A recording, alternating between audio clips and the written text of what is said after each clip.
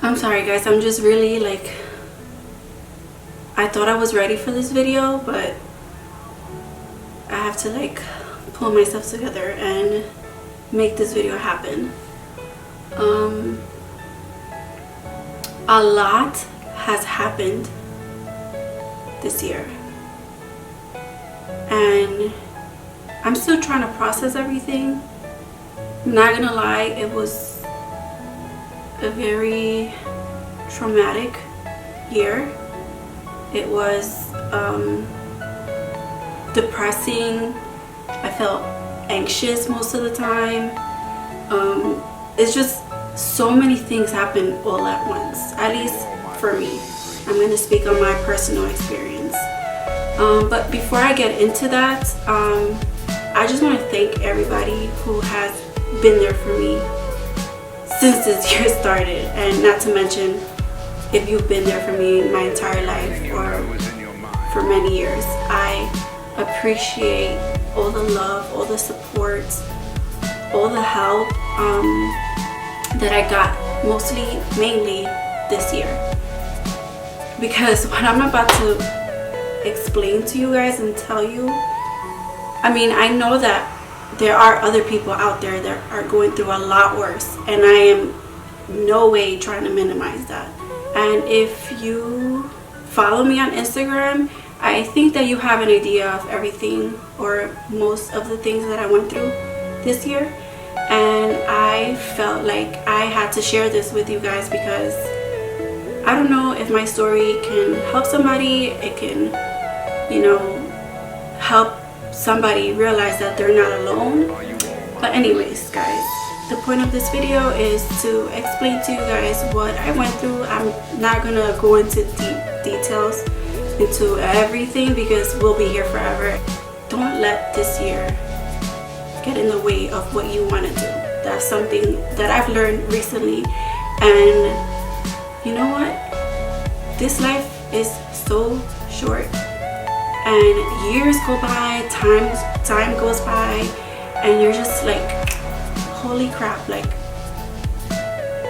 what is going on? So, you know, so just enjoy every moment, be thankful, and I can't wait to tell you guys what happened this year. So without further ado, let me get into this video. We all know that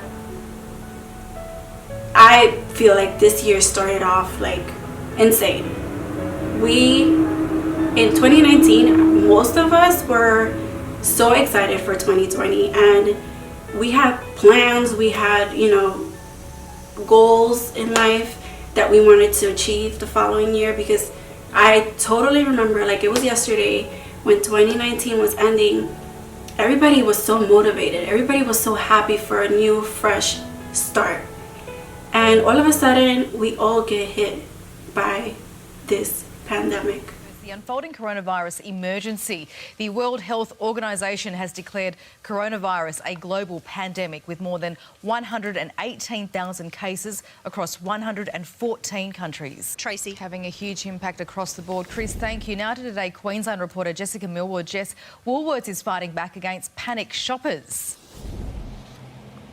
Yeah, that's right, Tracy. With panic buying continuing across the country, it has come to this, with Woolworths announcing that there will be no exchanges or refunds on high demand items. That includes toilet paper, tissues, painkillers, pasta and tinned food. They say it is to ensure that everyone in the community gets access to these items, but it is also to...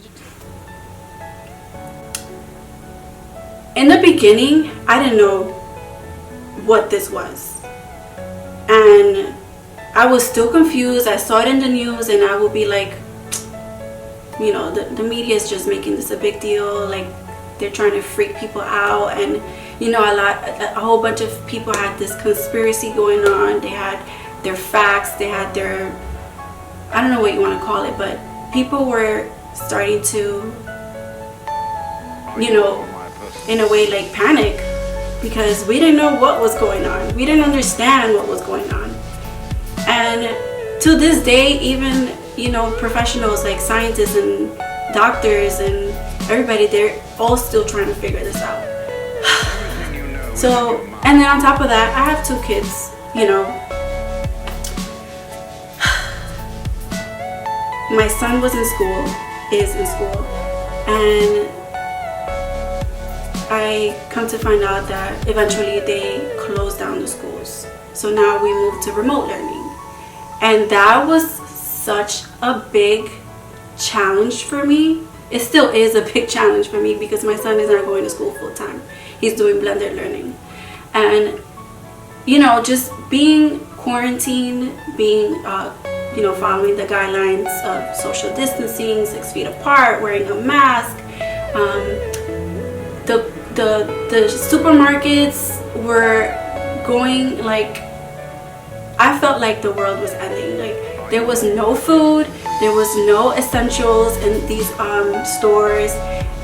People were like, oh, you know, you need to buy a gun because you don't know what's gonna happen. People are gonna come start crashing into your door, and you know, it was just like so much to take in. Honestly, like I couldn't believe what was happening. And I told my husband, I was like, I feel like the world is ending. Like this is the end of the world. And I just broke down because being home all the time, trying to teach my son.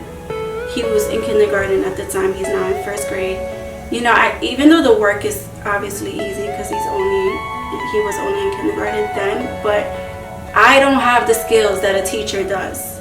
I can't give my son an education from home. Like that was just blowing my mind, you know. So that happened, and you know, obviously we're still in this pandemic, and it's been a lot to take in. Like I'm still till this day trying to process everything. So you know, obviously with the help of family, friends, my husband, even my kids, believe it or not, my kids help me put a smile on my face every day, and I am so beyond grateful and thankful for that. And you know, if you're watching this video and you know you went through your own situations during this time, let's just be thankful that we are here today, because how many thousands, if not millions, of people have passed away this year. You know, it's not only because of the COVID, but you know, other health conditions, which brings me into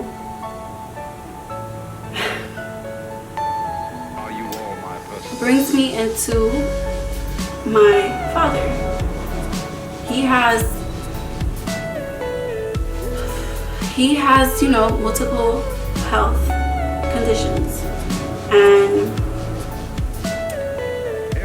despite the pandemic, we as a family decided to go on a little getaway. We have family friends in Maryland, and we wanted to spend the 4th of July over there.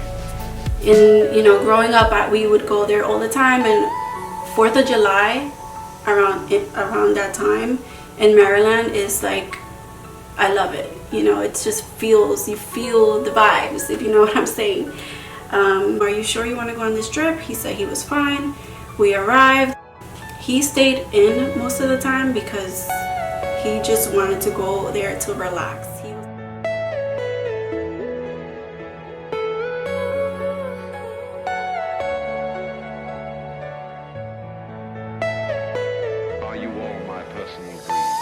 I try not to blame myself for what happened, but at the same time it was like, why? Like, I wish I could go back in time and change what happened. Also, he has a history of pancreatitis.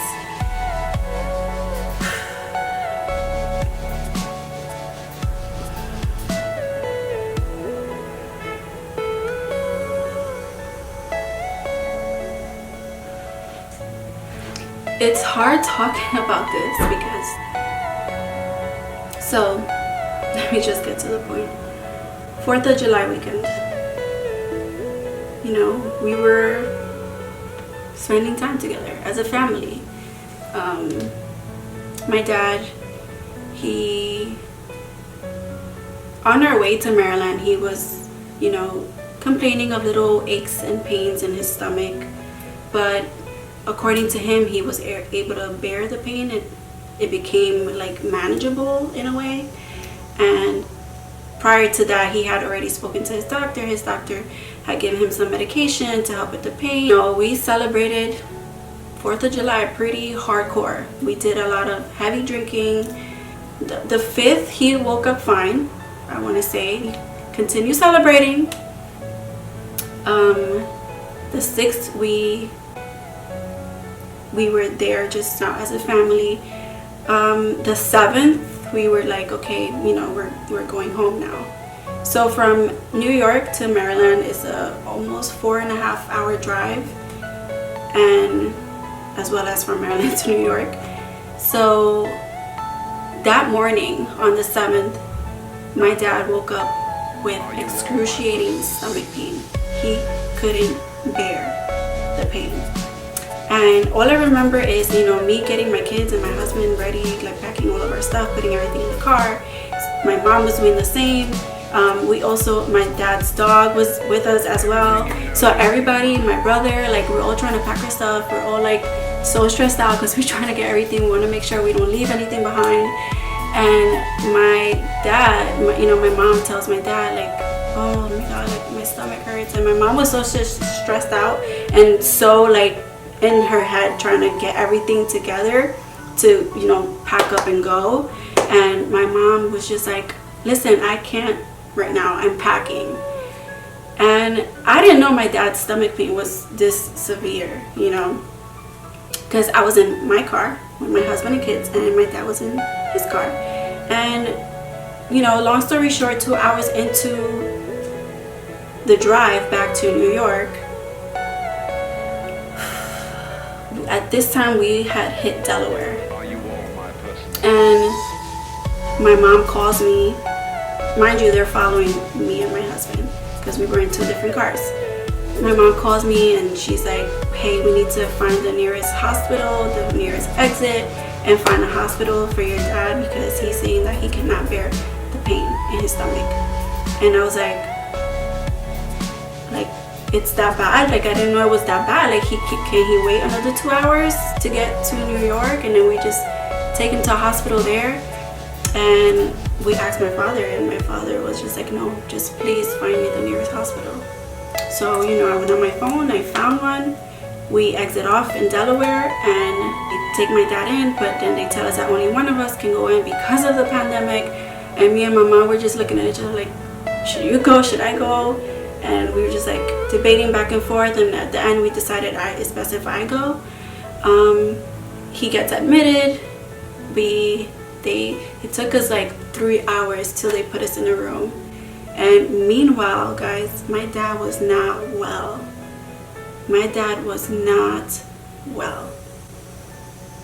I couldn't believe what was happening. Like my sister-in-law and his my brother, they were in the car. My sister-in-law was pregnant at the time.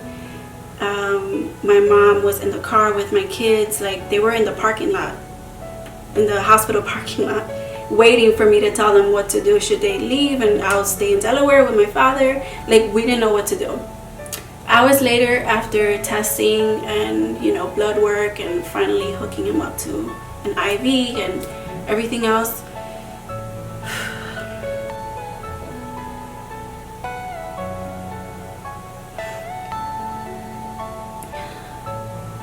they tell me that his blood levels are off the charts. He was having trouble breathing, I remember. He felt so constipated. He was sweating, dripped in sweat. Even I had to like fan him most of the time that I was there. And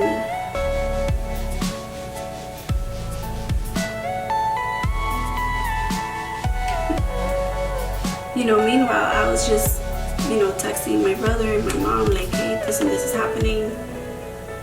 Finally, the doctors suggested that he should stay the night. However, around this time they didn't know the severity yet because they were waiting to do a CAT scan, I believe, or an x-ray of his pancreas. Because I explained that he has a history of that, and you know, all the symptoms that he was having at the time, it was very similar to when he had it previously. So after all that happened, thankfully the doctor that was working that night, he was amazing. And you know, he felt for us for some reason. He connected with us. He, you know, explained everything down to the T, and he even gave me his personal number in case anything happened. And you know, because he told me I had to, once they move him up to the next floor, if he required that, I would have to leave. And I'm like, okay, like we're not from the state, and I have my family outside waiting to see what's gonna happen. And my dad was just like, no, get me out of here. I'll bear the pain till we get to New York. But the doctor did not recommend that at all. It was just like, oh my God, like what's going on? Like, is this really happening? It's just really happening. They tell me that I have to go. And I said, why? I don't want to leave. I don't want to leave my father. You know, he was in so much pain. He was sweating. He looked so helpless, and I felt so bad because I didn't want to see him like that.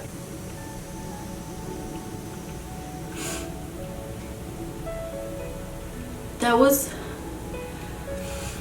one of the hardest things I had to do, was leave my dad there in another state. He doesn't know anybody. I don't know anybody.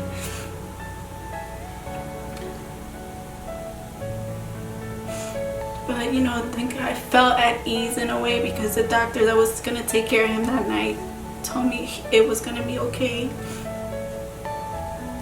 So I told my dad I loved him and I needed him to stay strong. And I told him, don't worry, we're gonna go back to New York tomorrow.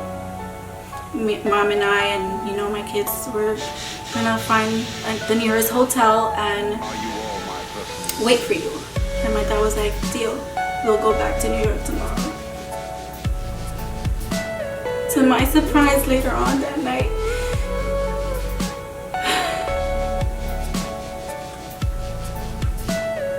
everything you know is in your mind.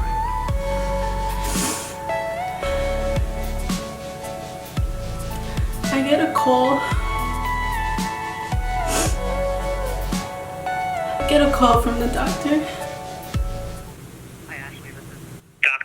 I'm calling from Christiana Hospital. I met you in the emergency room when I first admitted your father. I have some updates for you, but if you're not able to reach me, you could go ahead and just ask the operator to connect you to where your dad will be. He actually is going to be moving from where he is upstairs to the intensive care unit, because there are some things that happened overnight. He's still, talking to us and everything, but he's pretty sick. So we will give you some updates when you give us a call back. I'm going to give you my personal cell number if you want to give me a call directly. You can go ahead and reach me at... I missed that call, which is why he left that voicemail. And right after that, I called him. And by the time that I called him, they tell me that my dad lost oxygen, nearly, like he died, straight up. And obviously the machines started going off, and the doctor tells me that they have to intubate him, and he was in a sedated coma, medically induced coma. And I was just like, I was so confused. I'm like, but when he left, he was talking to me, and he promised me we would go home the next day. To make this story short, my family and I went through hell and back for weeks. We had to figure out everything. we couldn't even like think properly.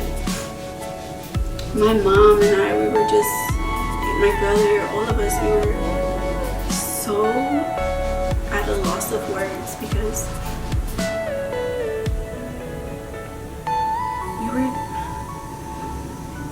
we didn't know what to do.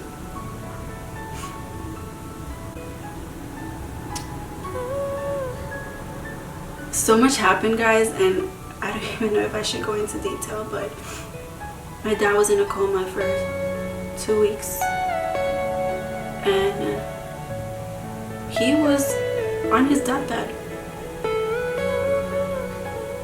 He was alive because of all the machines, all the medications. If you guys were to walk in that room, you wouldn't believe. You know,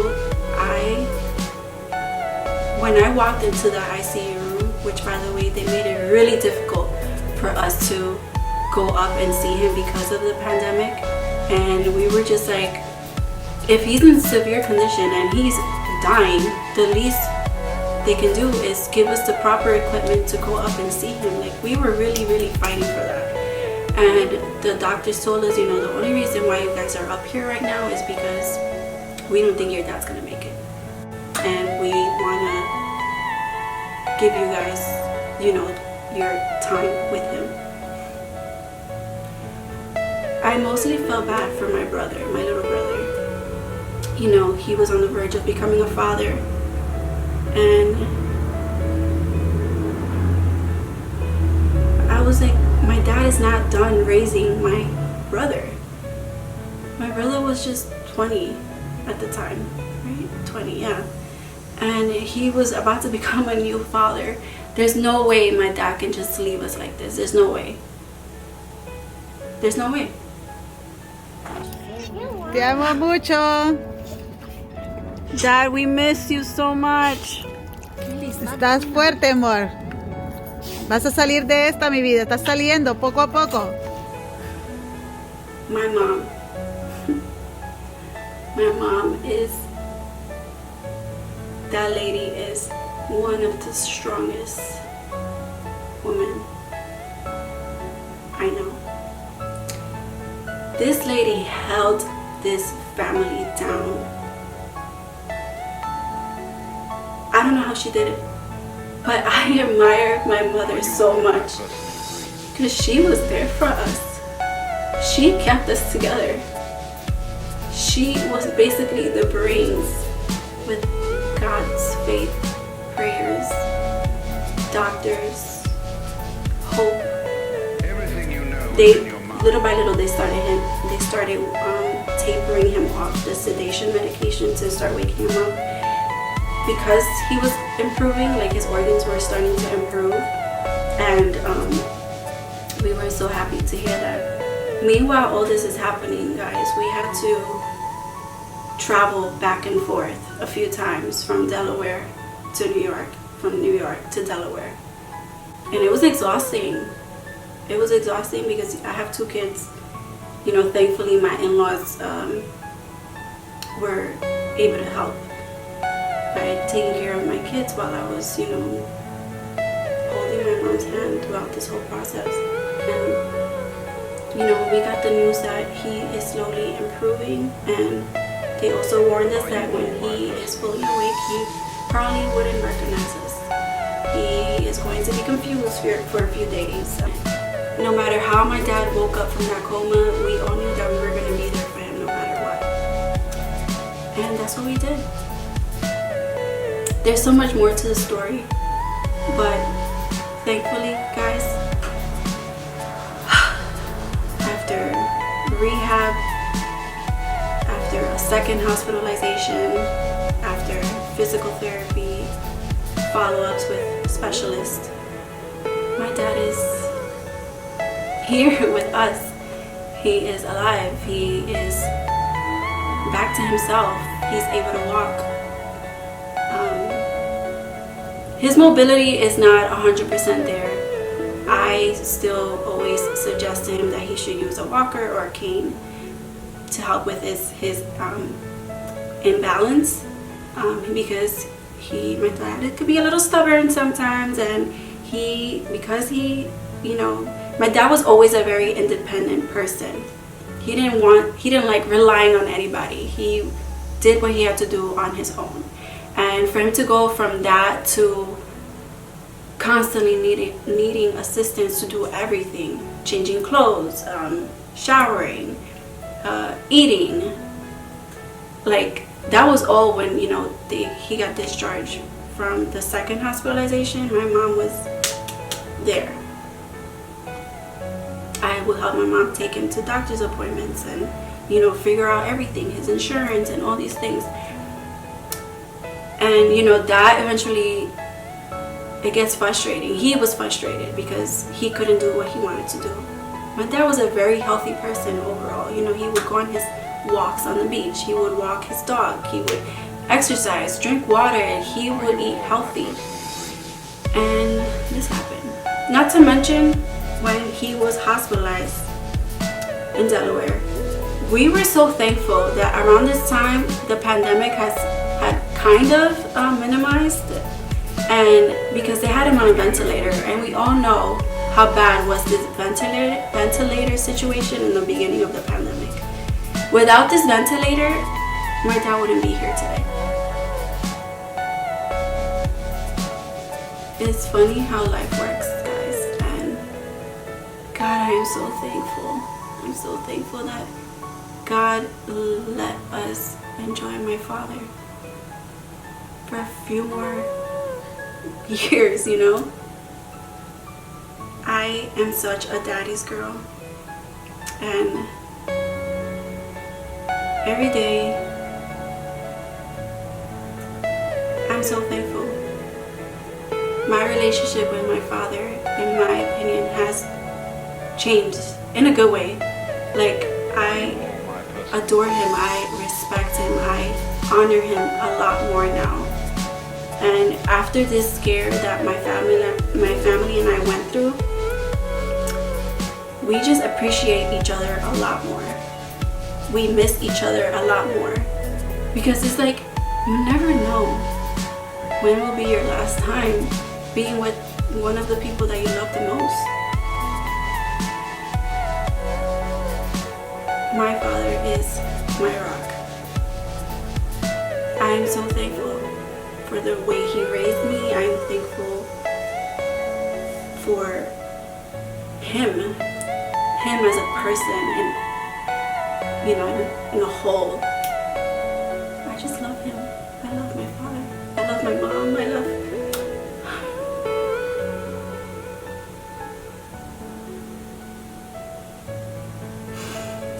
I feel lucky because a lot of families don't get a second chance, and I feel like God honored me with that. I am so thankful for the people who prayed, the people who were constantly there asking, do you need anything? Is your family okay? How are you guys holding up? I am so thankful for every single person. You know who you are. I don't have to mention names. Now my dad is here, he's happy, he's getting better little by little. My kids get to see his grandfather, his other grandfather. We get to spend the holidays together, and all of us little by little we're learning. In this life, every day is a lesson, and I'm just so thankful that my dad is alive, and I'm happy that my family and I were we're just closer than ever.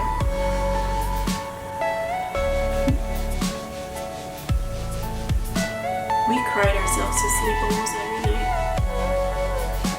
If you made it into this video this far, thank you so much. Excuse me. Thank you so much for watching the video, and I hope that you guys take something with this. I am going to do a part 2 of this video because I just feel like I have to share, you know, everything that happened this year. Because it's just so much more. I mean, there's the pandemic, like what I mentioned, the Black Lives Matter movement. Innocent people who were killed due to racism. Like, I just don't understand what goes through people's mind. The rioting, the looting.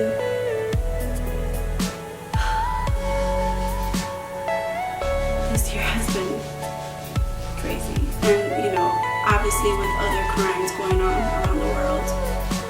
Explosions, hurricanes, tornadoes, missing girls, children, you know, like, I feel like we can all do better.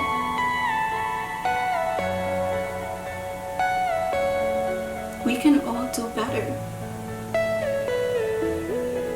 I just, you know, everybody's like, why, you know that saying, like, everybody, can't we all just get along? It's a little cliche, but it's true. Why can't we all just get along? Like, why do people have to be mean, or, you know, do things without thinking? It's a lot to process. And if you're going through a similar situation, or you went through a similar situation regarding everything that went on this year, I'm here for you. I hear you. I understand you. And, you know, my content might not reach thousands of people, but I hope that whoever clicks on this video hears me out and understands that you are not alone. And you just have to stick to hope and faith and stay positive. I am a strong believer after what happened to my dad. Are you all my personal dreams? I am a strong believer that things can definitely turn around for you, for anybody, a loved one, anybody in your life. And I just want to say how much I appreciate everybody. Everybody who supports me is like my little hash beauties. I love you guys so much. Thank you for watching this video. I really, really, really appreciate it. From the bottom of my heart. Like I said before, I'm going to do a part 2 of this video. I speak about my husband, I speak about my kids, my house, you know, everything that I went through with friends and family after and during my dad's, you know, situation, health situation. This didn't kill me, but it definitely made me stronger. I tell you that much. And I am just so ready for a fresh start. And I hope that you are as well, because I know that we're all looking forward to this 2021. And I know that the 2019, we were all rooting for 2020, and look what ended up happening. So yeah, guys, I am going to film part 2. And I cannot wait to you guys watch that video. And like I said before, thank you so much for watching, and I can't wait to see you guys on my next video.